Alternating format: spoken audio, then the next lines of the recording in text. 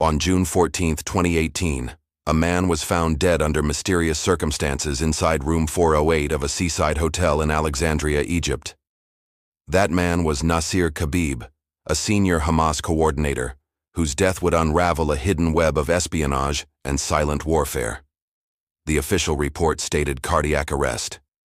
The staff recalled no struggle, no cry for help.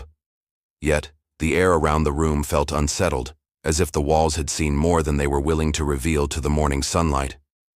To Egyptian authorities, he was Samir al-Darwish, a Syrian engineer. But intelligence agencies knew otherwise. Khabib was a courier of secrets, a link between Gaza's operational cells and financial channels spread across the region, moving quietly under layers of forged identities. Months before his arrival, encrypted communications were intercepted. Patterns emerged. Flights altered last minute. Meetings relocated to countries where attention was minimal. A silent chessboard was forming, and each move drew eyes from hidden rooms thousands of miles away. Inside Tel Aviv's intelligence directorate, analysts traced his shadow across Istanbul, Khartoum, and Beirut. Every signal, every coded bank message, every unspoken meeting led to one decision. His elimination would disrupt operations planned deep within Gaza's underground network. A decision was signed not on paper, but in silence. A small, specialized team was assigned. No uniforms, no flags, only fabricated passports and scripted identities. The mission was simple in instruction, impossible in risk: enter, remove, vanish. On the night of the operation, Alexandria slept under thick coastal fog. Inside the hotel, cameras flickered, hallways echoed emptiness, and a door lock clicked once, softly. In less than 7 minutes, a life known only in shadows disappeared. But the impact of this single night would ripple across borders, command rooms, refugee camps, encrypted networks, and political chambers. What happened in that small hotel room was not just an operation. It was a message carved in silence. If stories like this capture your curiosity, stories of hidden operations, silent wars, and the people who move in the shadows, then stay with us. Before we continue, tell me where you're watching from. Your city, your voice, keeps this conversation alive. And if you haven't already, tap the like button, subscribe, and turn on the notification bell. Not for the algorithm alone, but because these stories are part of a larger world still unfolding today. Your engagement helps bring more hidden histories, untold operations, and forgotten figures into the light. Before that night in Alexandria, few outside the inner political and militant circles knew the name Nasir Khabib. To his allies, he was a silent architect of logistics and coordination. To his adversaries, he was a growing threat whose influence reached beyond borders. Khabib was not a man who appeared in speeches or public rallies. He operated in whispers, in coded messages, in passports that never bore his real name. His role was to connect funding streams, secure supply routes, and build networks invisible to satellites and diplomats. For Hamas, this made him invaluable. He managed relationships across regions where official ties could not exist. From financial brokers in the Gulf to safe houses in North Africa, he was a bridge between strategy and execution. A man who held maps few others were allowed to see. Israel viewed him differently, not as a negotiator, but as an enabler of capability. Someone whose movements signaled the strengthening of underground infrastructure that could eventually change the balance inside Gaza. His silence was not modesty, it was operational necessity. So the question emerged: how do you stop a man who leaves no trace, signs no documents, and commands influence without presence? How do you reach someone who is, by design, unfindable? The answer was a methodology built over decades: patient surveillance, intercepted whispers, invisible pressure on borders, travel routes, and trusted intermediaries. The kind of intelligence work where a single misstep collapses years of preparation. To understand the night of his death, we must understand the world that shaped him. A world where nations wage wars without battlefields, where identities are tools, and where silence is a weapon stronger than bullets. The story of Nasir Khabib does not begin in room 408, nor in Alexandria, nor even in Gaza. It begins in the broader landscape of the Middle East, where borders are political lines drawn over centuries of conflict, identity, power, and survival. After decades of tension, Gaza became a sealed enclave, geographically small, densely populated, and politically volatile. Within its narrow streets and concrete corridors, multiple groups operated, each with its interpretation of resistance, governance, and strategy. Hamas emerged as one of the dominant forces within this environment. Israel viewed Hamas as an armed and organized militant group capable of launching cross-border attacks. Gaza's internal reality, however, was shaped not just by ideology, but by the constant struggle to maintain infrastructure, resources, and political leverage in a region defined by unpredictability. Egypt occupied a delicate position. Officially, it maintained control over its borders and political neutrality. Unofficially, it was a crossroads, a place where messages, money, and operatives could move under the surface. Cairo's intelligence services monitored everything, yet gaps always existed. Across the Mediterranean, Israel's intelligence agencies maintained extensive networks focused on organizations they believed capable of shifting strategic balance. Their doctrine emphasized early disruption to prevent capabilities from developing before they became threats. This doctrine required information, patience, and secrecy. Meanwhile, Gaza's internal networks needed figures who could move internationally without drawing attention. Not public leaders, but logistical coordinators, financial couriers, and negotiators operating far from cameras. People like Nasir Khabib developed their significance through invisibility, not visibility. International politics added further complexity. Gulf states, North African states, and European intermediaries all played indirect roles, sometimes knowingly, sometimes unknowingly. Meetings occurred in hotel lobbies, airport lounges, and rented apartments where paperwork changed hands without names attached. This environment blurred lines between diplomacy, resistance, intelligence, and crime. A conversation could be political in Cairo, financial in Istanbul, and operational in Gaza, all part of one network, one movement of strategy across continents. Hamas sought to strengthen its internal systems, communication channels, underground routes, and mobility options for high-value operatives. Each improvement increased the importance of individuals like Khabib, who could coordinate discreetly. Israel observed these developments carefully. Not every figure required action, but when intelligence suggested that certain individuals were enabling long-term capability expansion, a different calculation emerged. Khabib fell into that category, a node, not just a person. Egypt became a stage for silent competition. Hotels, airports, and residential neighborhoods became points of contact where opposing intelligence networks sometimes operated meters apart, each pretending the other was not present. The country's political climate made all sides cautious. In this world, identity was fluid. A man could be Syrian in one city, Lebanese in the next, and stateless in another, depending on which passport he presented and who stamped it. Documents were not proof of origin, only proof of strategy. The Middle East's modern conflicts are rarely fought in open fields. They unfold in quiet rooms, through encrypted phones, coded wire transfers, and trust formed out of necessity rather than loyalty. Violence is only the visible layer of a deeper, invisible struggle. Khabib's presence in Egypt was not an accident. It was part of a larger movement of planning, negotiation, and preparation intended to shape future operational capability. That made his movement significant and noticeable to those watching from afar.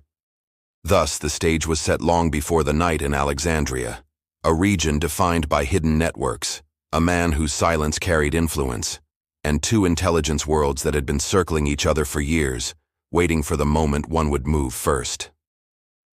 Planning began long before any operatives boarded a plane, a quiet calculus inside an intelligence room where risk and reward were measured in whispers. A handful of senior directors approved surveillance expansion and authorized a tailored unit skilled in clandestine entry, deception, and deniability. The operations architects chose a surgical, deniable approach rather than open confrontation. Removing a node like Nasir Khabib required precision, minimize collateral visibility, avoid diplomatic fallout, and ensure plausible deniability. The goal was disruption, not spectacle, a message delivered in silence. Intelligence fusion was central. Signals intelligence intercepted coded exchanges. Human assets in neighboring countries provided color and context. Financial flows were traced to shell accounts and middlemen. Analysts built a timeline of movements and habits until Khabib's pattern could be predicted with uncomfortable clarity. Reconnaissance targeted the hotel itself. Floor plans were acquired through maintenance records and sympathetic staff. Cameras were mapped, blind spots cataloged, and shift changes noted. Engineers simulated approaches, testing how quickly a door could be opened without triggering obvious alarms. False identities became essential tools.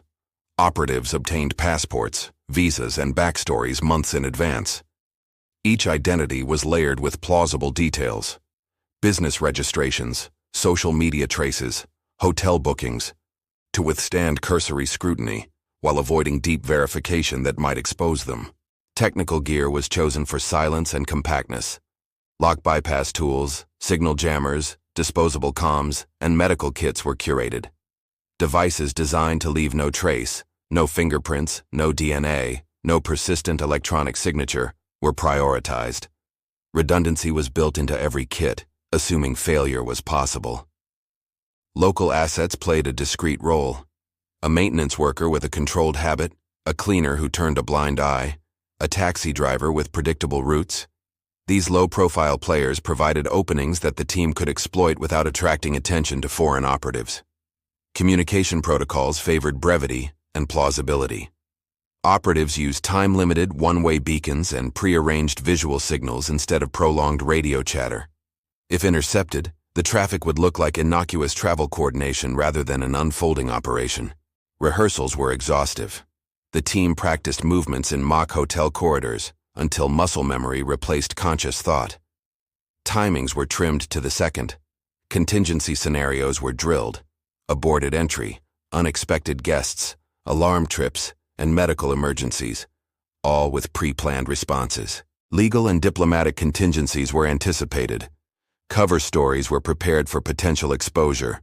Routine security checks, investigative misunderstandings, or criminal activity unrelated to state actors.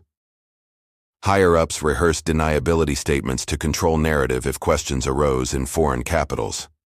Timing was selected for vulnerability. Late-night maintenance schedules, minimal staff, and known camera downtimes offered a narrow window. The operation aimed to be executed in under 10 minutes from corridor entry to exit, leaving as little forensic opportunity as possible. Transport and extraction were choreographed.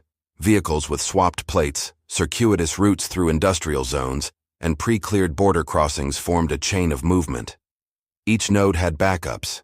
Each vehicle could be replaced if compromised, ensuring the team could disappear into urban noise. Medical contingencies were prepared not only for operatives, but for the target. A staged health emergency could justify immediate medical intervention without enabling deep forensic scrutiny. Medical props and protocols were included to keep appearances consistent with a plausible nonviolent outcome. Psychological operations accompanied physical steps. Disinformation cycles seeded conflicting accounts about arrivals, room bookings, and purported identities. The aim was to muddy the waters. Multiple plausible explanations reduced the chance of a single provable narrative taking hold. Operational security was absolute. Need-to-know rules meant only essential personnel held critical information. Paper trails were avoided. Orders were transmitted verbally or via ephemeral channels, then purged. Everyone on the team understood that exposure meant collapse, for the mission and for many careers. Exit strategies accounted for geopolitical realities. If the operation drew attention, diplomatic levers would be engaged subtly. Quiet inquiries, soft pressure on local agencies, and, if necessary, the muted relocation of implicated assets to prevent escalation. A final review occurred hours before execution. Analysts verified movement in and around the hotel matched expectations. If any variable deviated beyond tolerance, an unexpected arrival, a security sweep, an unplanned conference, the mission would abort and melt back into surveillance mode. At 02 Sar on the chosen night, the team readied themselves. Uniforms were ordinary, faces unremarkable, and nerves steeled by repetition. Each operative carried the weight of strategic calculation, A single night might disrupt future plans or ignite political storms, depending on how cleanly the task was executed. The night felt thicker than the fog. A velvet hush pressed against the hotel's glass. Corridors smelled of bleach and sea salt. In the lobby, the late-night clerk flipped through a magazine, unaware his building had become the stage for decisions made in distant rooms of power. Operatives moved like ordinary guests, slow, deliberate, and unremarkable. They carried nothing that drew attention. No loud cases, no uniforms, only weekend bags, and the practiced calm of people who had rehearsed nerves into normalcy. Their footsteps matched the building's muted rhythm. They reached the fourth floor without pause. The hallway lights cast long, soft shadows. Paintings on the walls collected their silhouettes and offered them anonymity. A housekeeping cart whirred in the distance. For a few moments, the whole hotel seemed to hold its breath, waiting like an audience before a play. At 0224, a keycard slid into the lock of room 408. The sound was small, commonplace, but it opened a doorway into consequence. A single breath, an exchange of glances, and the corridor returned to silence as if nothing had happened at all beyond that quiet click. Inside, the room smelled of jasmine and cheap cologne, a recent tray of untouched tea gathering condensation. The bed held the outline of a sleeping figure. Nasir Khabib's presence was almost ordinary. A passport on the bedside table, a phone face down, a jacket draped over a chair. Ordinary details weighed heavily now. Lights stayed off. The team moved by practice signal, a raised hand, a brief nod. Every motion was economy, no wasted movement, no drawn-out decisions. For them, timing was a kind of language, and they spoke it with small, exact gestures honed by repetition. They closed the door gently behind them. For a moment, the only sound was the ocean and the faint hum of a distant air conditioning unit. Then the room contracted into a narrower world. The bed, the lamp, a man's breathing, while outside the Mediterranean kept its timeless rhythm.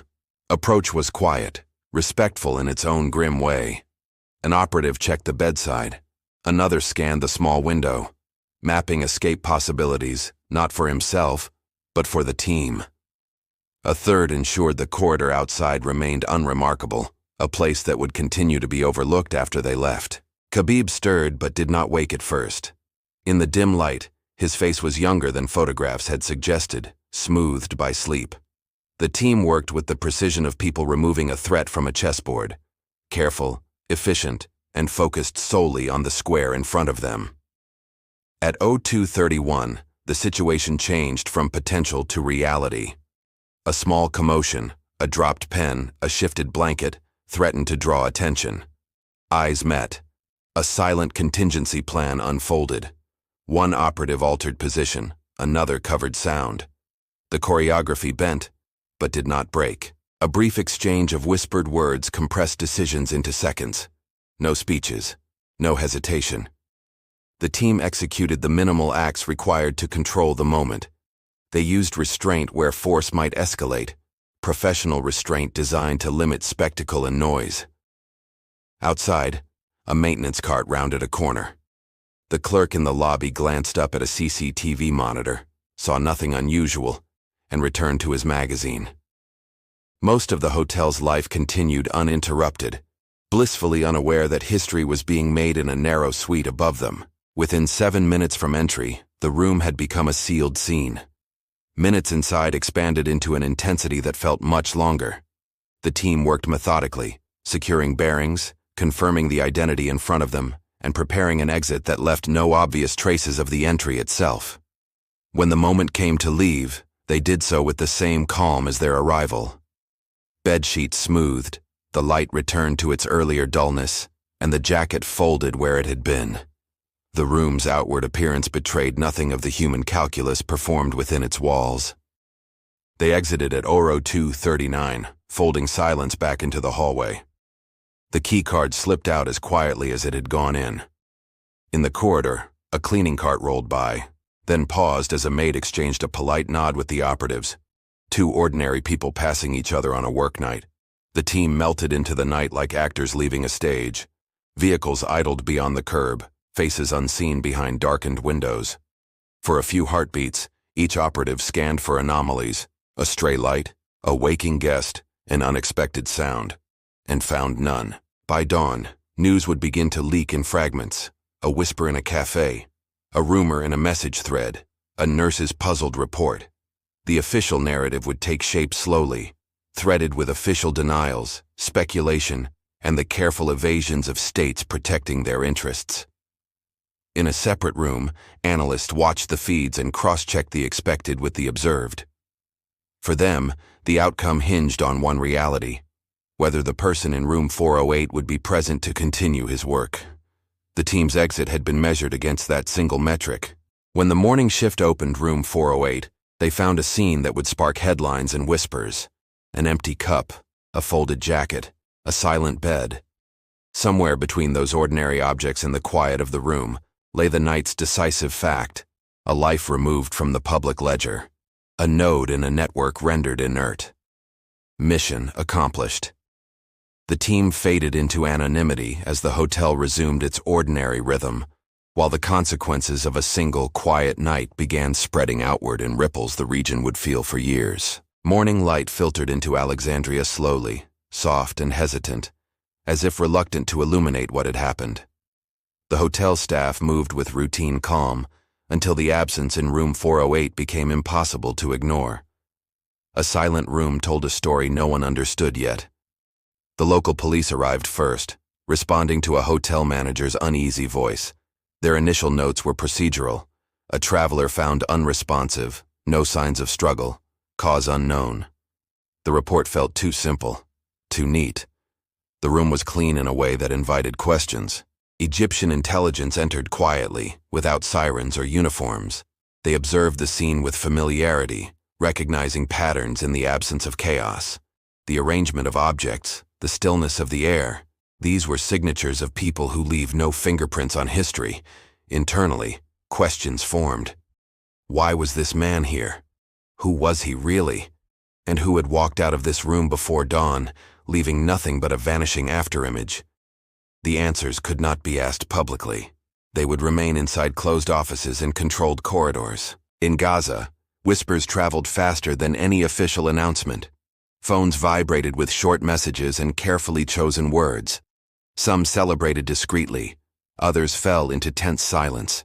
The loss of a coordinator meant reorganization, confusion, and immediate shifts in operational pathways. Meetings were called in rooms with closed shutters. Names were spoken softly. Everyone knew a signal had been delivered. No figure, no matter how silent or careful, was beyond reach. Strategies built over years would have to be reevaluated under pressure. Within Israel, the reaction was quieter still. No public statements, no celebration, no admission. The news circulated only among those who needed to know. The operation was considered successful precisely because no one could officially confirm it had ever happened. However, silence has weight. Diplomats sensed tension in the region. Subtle, unspoken, but real. A shift in tone during a routine phone call, a delayed reply to a message, a hesitation in a scheduled meeting. These ripples formed without announcement. Media outlets began to report fragments: an unexplained death, conflicting identity documents, a rumor of foreign involvement. Analysts speculated, commentators argued, and public curiosity grew, but no single narrative could be confirmed. The fog of secrecy held firm. Regional governments responded carefully. No accusations, no direct statements, but increased monitoring at borders and airports. Quiet alerts were issued to certain embassies. It was a response rooted not in shock, but in understanding. This was part of a much larger game. Among ordinary families, the event arrived like distant thunder, heard, acknowledged, but not deeply understood. Most people in Alexandria continued their routines, unaware that their city had briefly sat at the convergence of global intelligence currents. Meanwhile, inside secure rooms on both sides, maps were being redrawn. Contacts shifted, trust reevaluated, communication channels tested for compromise. A single removal could force entire networks to realign themselves to restore balance. The event did not end in room 408. It began there. Its consequences radiated outward, quietly, persistently. into political offices, underground tunnels, encrypted phones, and border checkpoints. No explosion, no broadcast, yet history shifted one notch. The Mediterranean continued to move the shoreline in calm, steady waves, indifferent to the lives and decisions unfolding beside it. But across the region, people who understood such nights knew that silence is never just silence, it is strategy shaping the next move. In the days following the incident, multiple explanations began circulating, none definitive, each shaped by the perspective of the speaker. The silence of official channels only widened the space in which alternative narratives could grow and compete. One version stated the death was natural. A sudden cardiac failure during sleep, unremarkable and tragic, requiring no deeper investigation.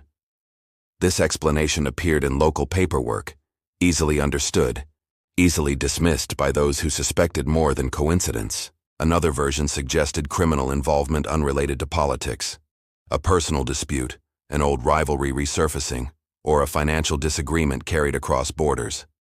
Such stories hinted at human complexity rather than geopolitical purpose, offering a simpler interpretation for a complicated life. Yet for those who followed the region's clandestine dynamics, these explanations felt incomplete.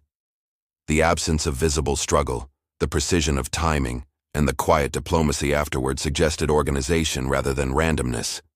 Silence itself became evidence. Some observers insisted that the operation had been planned for months, coordinated across multiple cities, and involving layers of surveillance.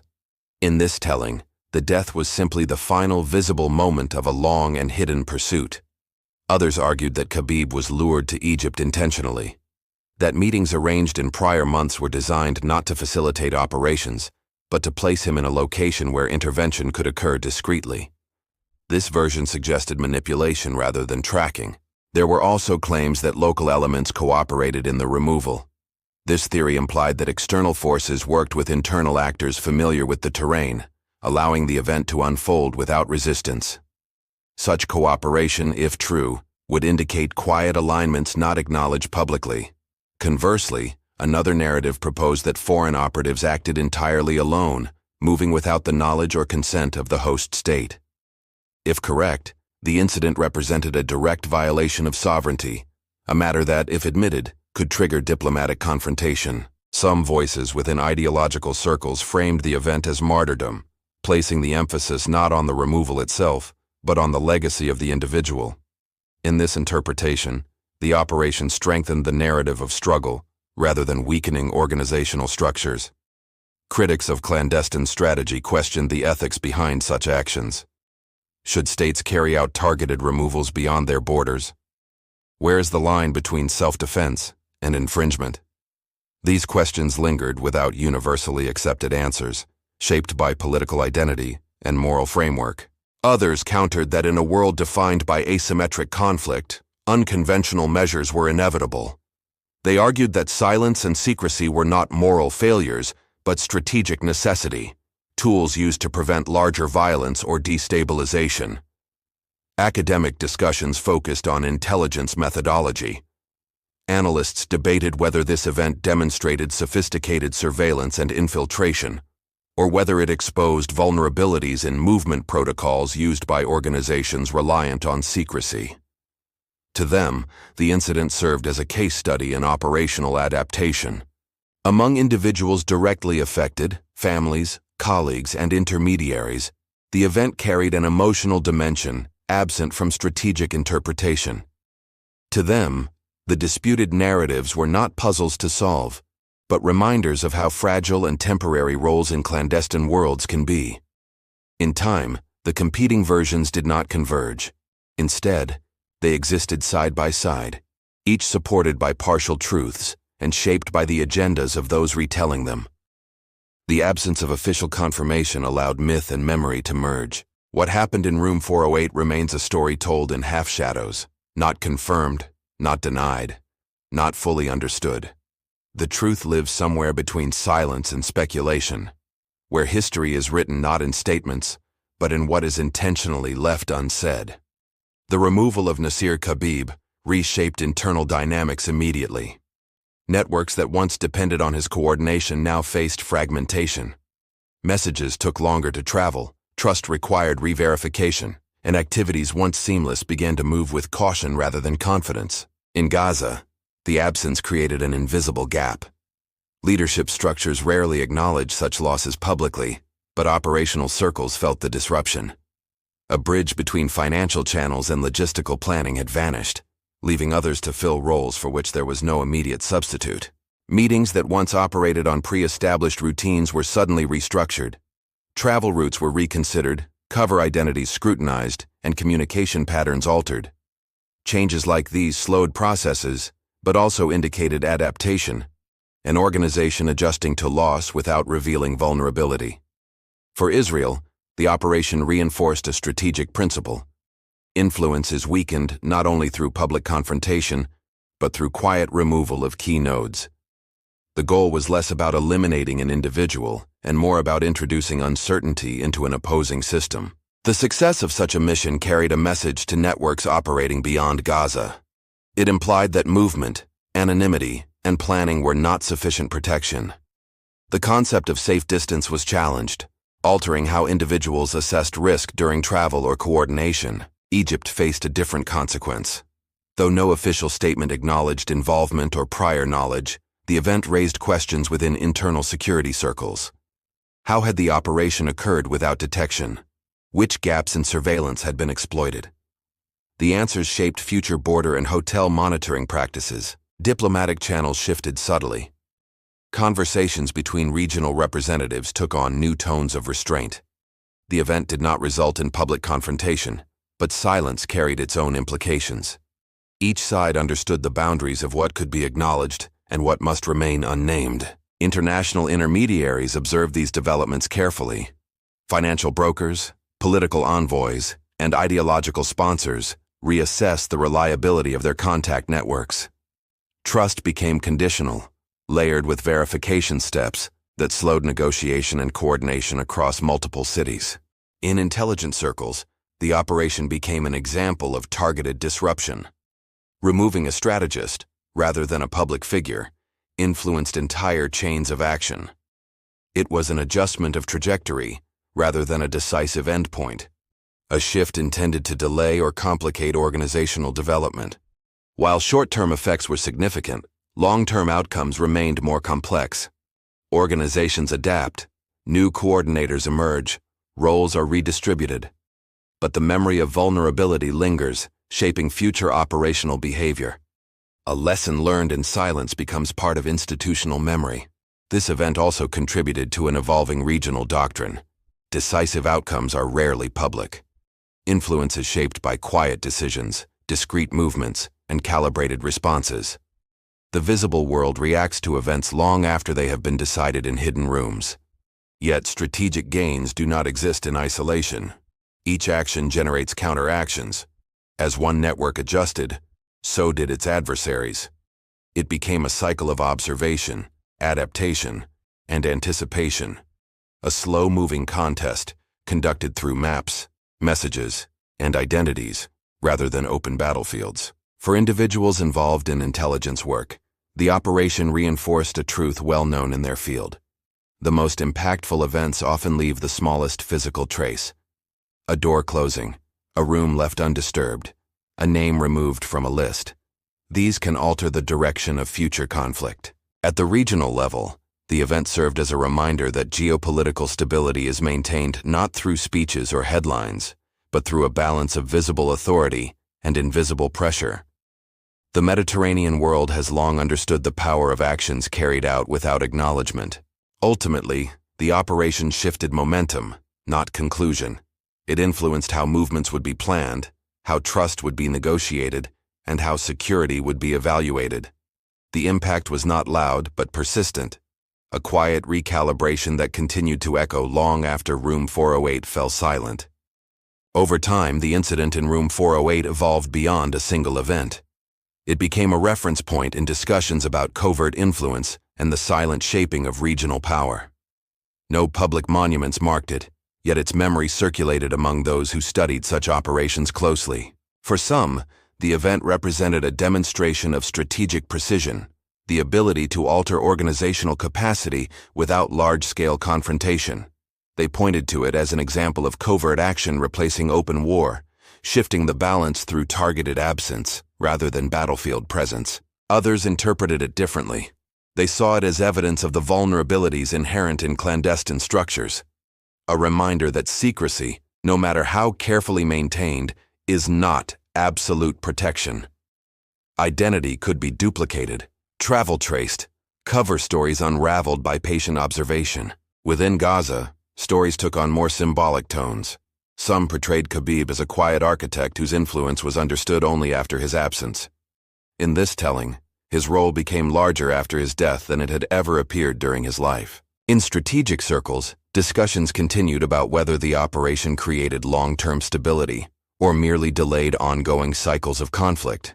Removing one individual rarely ends a system. Instead, it forces the system to evolve, sometimes faster and with greater determination. There were also quieter debates among intelligence analysts about the ethics of silent action. They questioned the implications of interventions conducted without public scrutiny, judicial process, or acknowledgement. These discussions rarely reached public conversation, but they shaped internal policy recommendations. Meanwhile, several narratives about cooperation, awareness, or silent tolerance continued to circulate. Each interpretation implied a different arrangement of influence and understanding between states. None were formally confirmed, allowing speculation to stand in place of clarity. The absence of definitive records contributed to the operation's myth-like quality. What was known could be measured only by effect, not by confession. Official documents did not surface. Testimonies remained fragmentary. The operation became a story passed forward through analysis, not disclosure. For future operatives and intelligence planners, the event became a case used in training discussions. It illustrated how control of environment, timing, and identity can converge to shape outcomes without drawing public attention. A lesson in the power of quiet, deliberate action. Yet controversies persisted. Some argued that such operations destabilize diplomatic trust, erode sovereignty, and increase the risk of hidden escalation. Others countered that failing to act could allow networks to mature into larger, more destructive capabilities. Neither side claimed simple certainty. In the public sphere, the event never reached full mainstream awareness. It lived in specialized conversations, whispered speculation, and coded references. Its legacy rested not in recognition, but in influence. The way strategies shifted afterward, the way caution deepened within certain circles. And in Alexandria, the hotel eventually replaced carpets, repainted walls, and changed staff rotations. Tourists continued to watch the sea, unaware that a room once served as the focal point of a geopolitical equilibrium balanced on silence. The legacy of Room 408 is not one of headlines or speeches. It is the quiet knowledge that a single unseen moment can redirect the trajectory of entire movements, and that history is often shaped by the events that are never fully spoken. History does not always announce itself. Sometimes it moves through quiet hotel corridors, through unremarkable details and unspoken decisions. The night in Alexandria did not change borders or topple governments, yet it altered the currents that flow beneath the surface of regional power. The removal of Nasir Khabib was not the end of a struggle. It was a moment within a much larger continuum, a reminder that influence lives in networks, in timing, in the unseen relationships that tie individuals to movements and movements to futures. For those who study conflict, the event highlighted a difficult question. Can security be maintained without crossing boundaries that challenge ethics, sovereignty, or international order? Where is the line between protection and intrusion when threats do not wear uniforms or appear on maps? For organizations affected by his absence, the lesson was equally complex. Strength does not only rely on weapons or numbers, but on the invisible architecture of coordination, trust, and shared purpose. When one link is removed, the chain must reforge itself or weaken. Across the region, life continued. Markets opened, children walked to school, the sea continued to move against the shore. Conflict and continuity coexist in the Middle East. Change often happens without spectacle, shaping the future quietly. Today, Room 408 is just another space rented to travelers. Yet for those who understand the story, it symbolizes the hidden dimension of geopolitics, a place where decisions are made without announcement, where outcomes are felt but rarely acknowledged. And so the question remains, in a world of silent wars and invisible borders, can a nation defend itself without losing something essential? Trust, transparency, or humanity? Or is secrecy now simply part of survival in the modern age? If this story fascinated you, stay with us. More histories live behind closed doors, encrypted messages, and untold movements across continents. Subscribe, like, and turn on the bell, not just to follow a channel, but to follow the ongoing story of how the world truly works behind what we see.